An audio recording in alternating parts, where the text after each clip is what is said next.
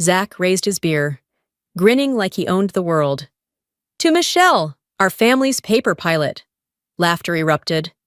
Every face around the table turned toward me, amused, proud of the joke. They didn't know the smell of smoke that never leaves your hair after a mission. They didn't know the sound of men screaming for air when a helicopter goes down. And they sure as hell didn't know who Revenant One was. I smiled anyway, because silence was safer than truth. But that night, as their laughter echoed across the backyard, I promised myself one thing. The next time they mocked me, I wouldn't stay silent. My name is Michelle Butler, and that was the last summer I let anyone mistake quiet for weakness. The laughter rolled across the backyard, warm and familiar, the kind that usually meant comfort. But that night, every chuckle felt like a nail driven deeper. Zach was in the middle of his story again, something about real military discipline and mental toughness. The words hung in the air like smoke, thick and suffocating. No one looked my way, not even out of politeness. They didn't have to. Everyone already knew their version of me. I sat there, my hands still wrapped around a beer can so cold it burned. The metal bent under my grip, but no one noticed.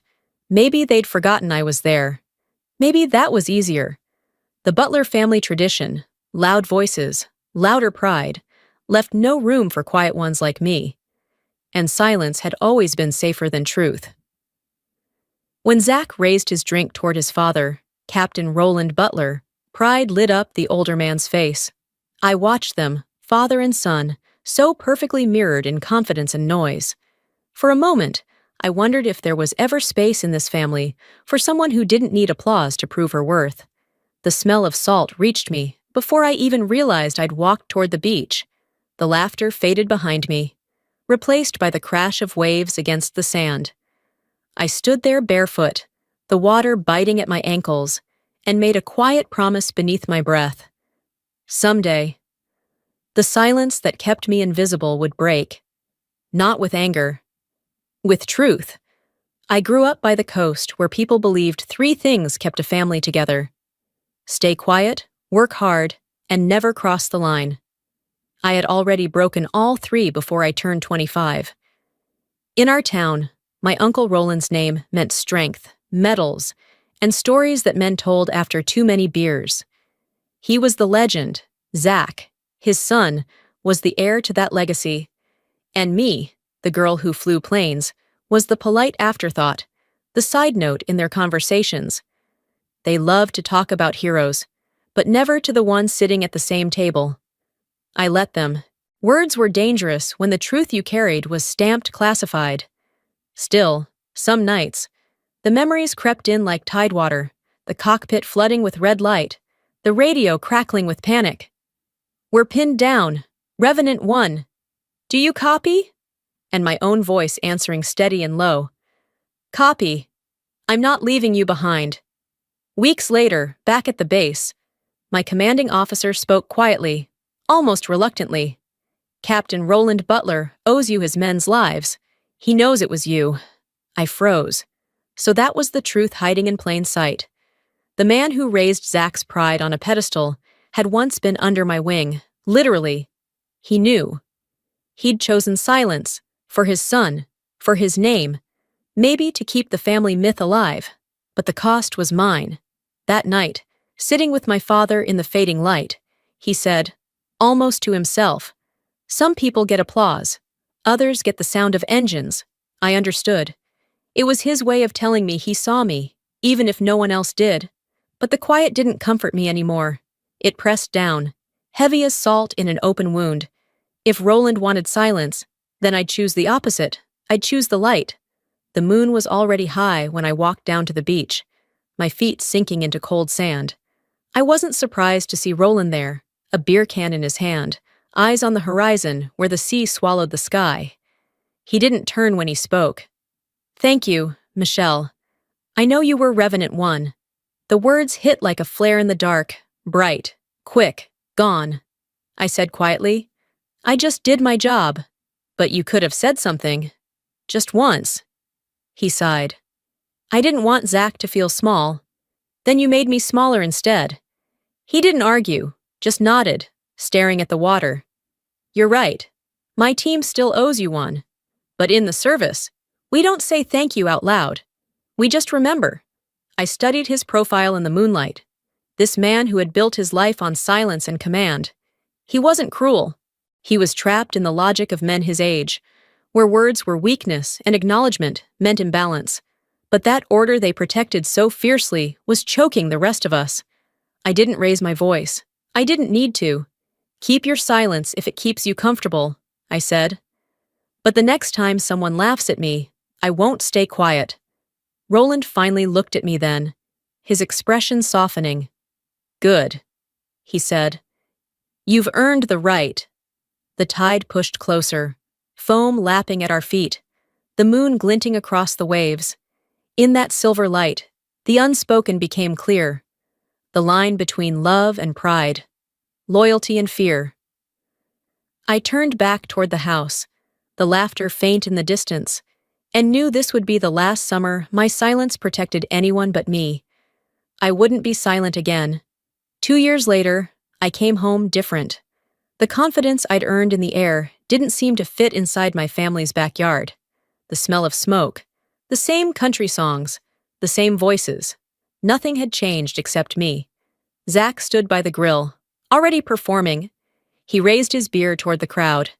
Welcome home, Captain Butler. Heard the Navy's keeping you busy with meetings and memos. The laughter hit like static. I smiled and answered, calm but sharp. Depends on the altitude. The noise thinned to silence. Even the wind seemed to pause. Roland looked up from his chair, pride and warning crossing his face at once. I sat there, watching the same patterns unfold. Everyone bragged about Zach's gym, his training programs, his supposed discipline. No one asked about me. I was still the polite relative who didn't interrupt. A new voice broke in. Sergeant Mason Hale, one of Roland's old SEAL buddies. He slapped Roland's shoulder and laughed. Remember that pilot who saved your team off Mogadishu? Cap? What was her call sign again? The air froze. Roland hesitated, forcing a grin. Revenant One. Hell of a pilot. My pulse stuttered. He'd said it like a confession. No one noticed but me. I looked at him. He looked away. His silence, for once, wasn't arrogance. It was guilt. Zach laughed again, still oblivious. At least that pilot's got guts. Some folks only fly simulators. I set my drink down. Some of us fly where there are no do-overs. The words hung there, sharp and final. I stood before anyone could respond and walked toward the beach. Roland's gaze followed, heavy as the tide. The storm wasn't in the sky. It was at that table, waiting. That summer's night carried a different kind of heat. Fireworks burst over the water, while Zach bragged to a cheering crowd, showing off his tough like a SEAL routine. The sound of it grated against my chest.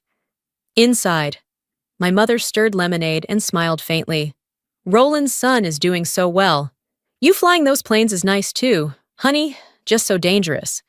I smiled, the kind that cracked before it reached my eyes. Outside, Zach spotted me. Hey, Michelle, maybe next year you'll join us for real military training. The laughter erupted again. Even Roland stayed quiet. Then Evan, Zach's little boy, spoke up. Dad, isn't Aunt Michelle in the military too? The laughter cut off. Zach forced a chuckle. Well, not that kind of military. I crouched to Evan's height. Maybe one day you'll understand what kind really means. He nodded, wide-eyed.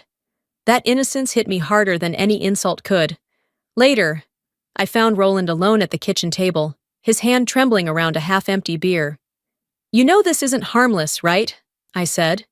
He nodded. I just don't want to turn this house into a battlefield. Your silence already did. It made Zach believe he's untouchable. He studied me, the weight of years behind his eyes. Then he said quietly, maybe it's time someone else fired the first shot. Outside, another round of fireworks cracked the sky, their smoke curling against the glass.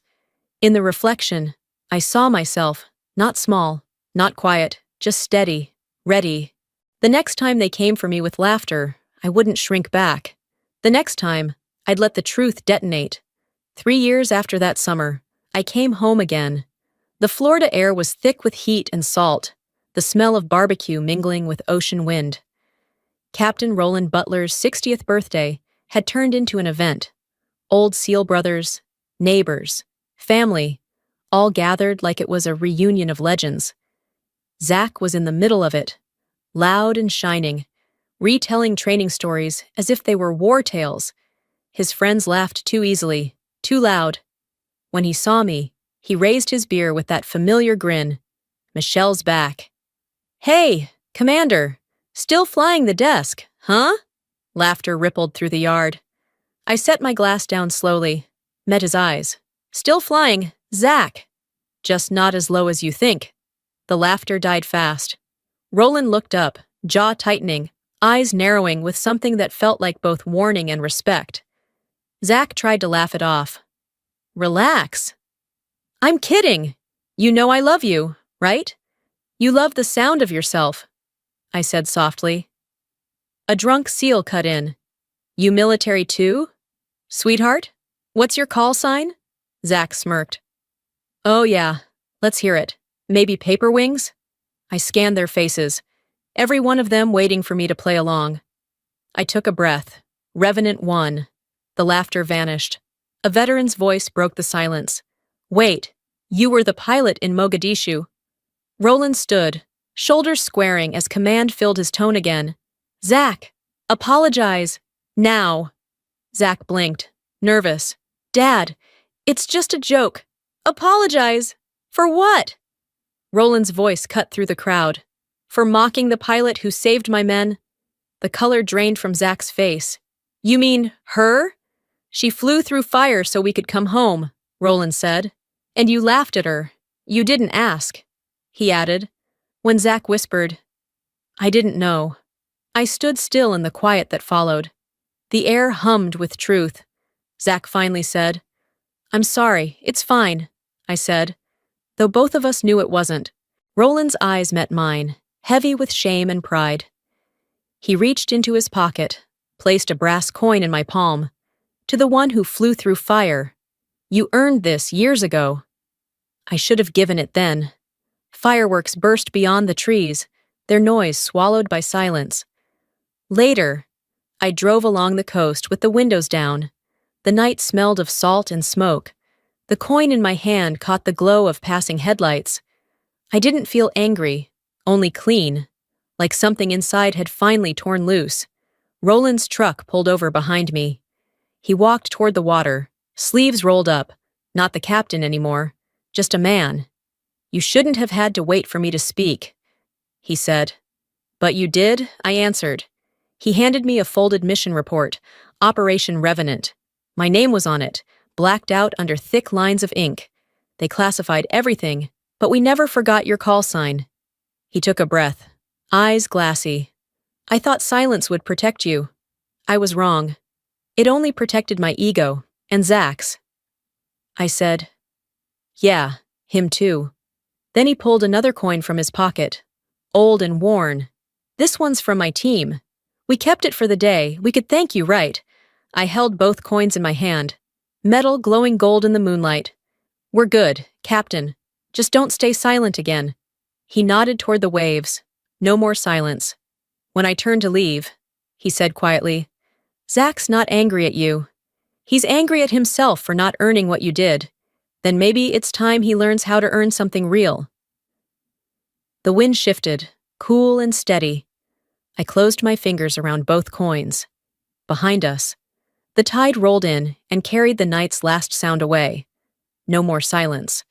3 years after that night by the sea, I stood on the runway at Pensacola, sunlight flashing off rows of metals and brass. I had been summoned to receive the Navy Commendation for outstanding service in joint operations. New missions, new skies. This time, it wasn't secret. The hangar doors were open, cameras ready, the band steady. As I scanned the crowd, I froze. Roland was there, wearing his old SEAL uniform, ribbons faded, shoulders squared. He had never shown up at anyone's ceremony before. For a heartbeat. The air thickened like history, folding back on itself. When the applause faded, he walked toward me, holding a worn seal cap. "You make the uniform look better than any of us ever did," he said. I smiled through the lump in my throat. "Don't exaggerate, Captain." Then he straightened his back and saluted. The crowd stilled. A few SEAL veterans followed. Heads bowed. I returned the salute. No words were needed. This was the acknowledgement that had taken 10 years to arrive. After the ceremony, Roland handed me a faded photo. Him as a young officer beside a pilot whose face was washed out by sunlight. "Never got her name," he murmured. "Now I know why." That night, my phone buzzed. "Saw the video. You deserved it. Proud of you." Zach's message glowed on the screen. Short, honest, enough. The reflection on the metal blurred as my eyes filled. Not with pain, but peace. 2 generations. 1 salute. Finally, no silence left between us. A year later, summer came back softer. The Butler backyard no longer rang with bravado or loud laughter. Only the crackle of the old grill, the rustle of leaves, and children chasing each other through the grass. Zach had changed. He now worked with Veterans Outreach, helping soldiers return to civilian life. His voice carried something it never had before. Wait. When I walked in, the conversation paused. I wore a simple uniform, no medals, no ribbons, just fabric and service. Zach rose from his seat, smiling in a way that didn't try to impress anyone. "Everyone, meet Commander Butler, the pilot who brought my father home." Applause rippled through the table, warm and real. Roland stayed quiet, his eyes shining as he watched me. My mother leaned close and whispered, "Finally, people know who you are." "That's not why I came," I said. Then Evan, 6 now, full of energy and wonder, ran toward me and stopped, trying to stand straight the way soldiers do. "Dad says you flew through storms to save people." I knelt to his level. I just didn't leave them behind. The words broke something open. Roland's composure slipped, his shoulders shaking as tears traced down his cheeks. Zach put a trembling hand on my shoulder. "I should have known better," he said. "Now you do," I answered and smiled, not out of pride, but release. Later, when the sky turned gold, Roland found me by the porch. He held out the old seal coin, its edges worn smooth. "This belongs with you. Always did." I looked at Evan, his small fingers sticky from melted popsicle, eyes fixed on the glint of that coin. "Keep it," I told Roland. "Let him see it every day. Let him know what it means." Roland nodded, his hand closing around it before placing it gently in the boy's palm. The sunset hit the metal, and the light danced up into the trees. For a moment, everything, the laughter, the quiet, the history, felt whole again. Zach watched the light play over his son's hand, then looked at me. "Guess we both found what we were looking for." "Respect?" I asked. "Peace," he said. The last rays faded, leaving only the warmth of the evening and the soft murmur of family. The silence that followed wasn't empty anymore. It was earned. 12 years had passed since that first summer, when laughter cut deeper than silence. I returned to Jacksonville on leave, driving the same coastal road lined with pines and salt wind. The old Butler house still stood, its paint sun-faded, its porch now a gallery of lives lived well. There were photos of Roland in uniform, of Zach shaking hands with veterans, of Evan grinning beside his father. And there, tucked between them, hung a smaller frame, me in my flight suit, sunlight glinting off my helmet, beneath the handwritten words Revenant One, Family of the Brave. Inside, Evan, 18 now, tall, calm, and deliberate, was wiping the glass that held the seal coin. He turned toward me, the light catching his face. "Aunt Michelle, were you scared that night?" "Yes," I said. "But courage isn't about not feeling fear. It's about flying anyway." He smiled, a mix of curiosity and pride. "Dad says bravery runs in the Butler blood. No, I told him, it runs in choice. The screen door creaked open behind us. Roland stepped out. Slower now. Cane in hand, but still carrying that quiet command. His voice was gravel and warmth. You made this family understand what service really means. I laughed softly. Took a few barbecues to do it. He chuckled, the sound fading into the hum of cicadas. Overhead, the sky broke open with the roar of jets, T-45s slicing through sunlight in perfect formation. The reflection off their wings flashed onto the coin in Evan's hand, and for a heartbeat, the whole porch glowed. I looked at the boy, then at the man who'd once been my commander, and whispered, the ones who matter already know. The rest, they'll catch up. The jets vanished into the blue. Roland leaned back in his chair, eyes half closed. Evan stood straight, the coin bright in his palm. Honor lived on, not in speeches or medals, but in the quiet understanding that after all the storms, the sky still belonged to us.